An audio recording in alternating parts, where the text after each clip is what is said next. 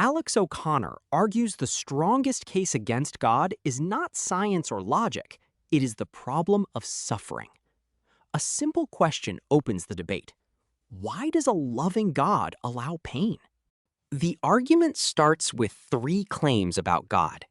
God is all-powerful, God is all-knowing, God is all-loving. Together, these three traits define the classical view of a perfect creator. Now look at the world. A child suffers from cancer. An earthquake destroys a village. An innocent person dies in pain. These are not human choices. They are raw, undeserved suffering. Here is the contradiction. If God is all-powerful, he can stop suffering. If God is all-knowing, he sees suffering. If God is all-loving, he wants to stop it. Yet, suffering remains. This is called the problem of evil. Philosopher Epicurus framed it long ago. Either God cannot stop evil, or God will not stop evil. One option breaks his power. The other breaks his love. Believers respond with free will. God lets humans choose, even when we choose evil. This explains war, theft, and cruelty. But Alex points out a gap.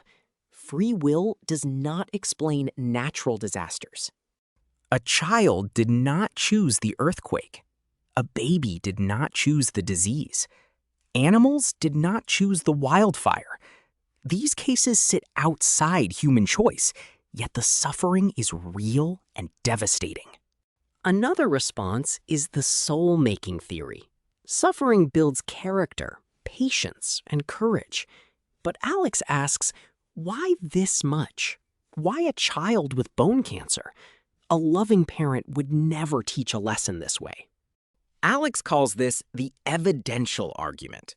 We do not need to prove God impossible. We only need to show that the amount of suffering makes a loving God highly unlikely. The evidence tips the scale. Some say God has hidden reasons we cannot understand.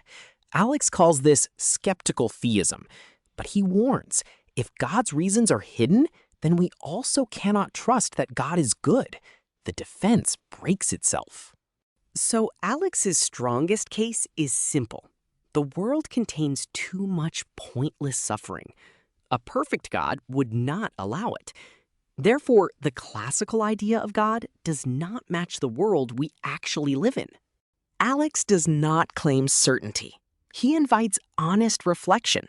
Look at the suffering, weigh the responses, and ask yourself the question that started it all.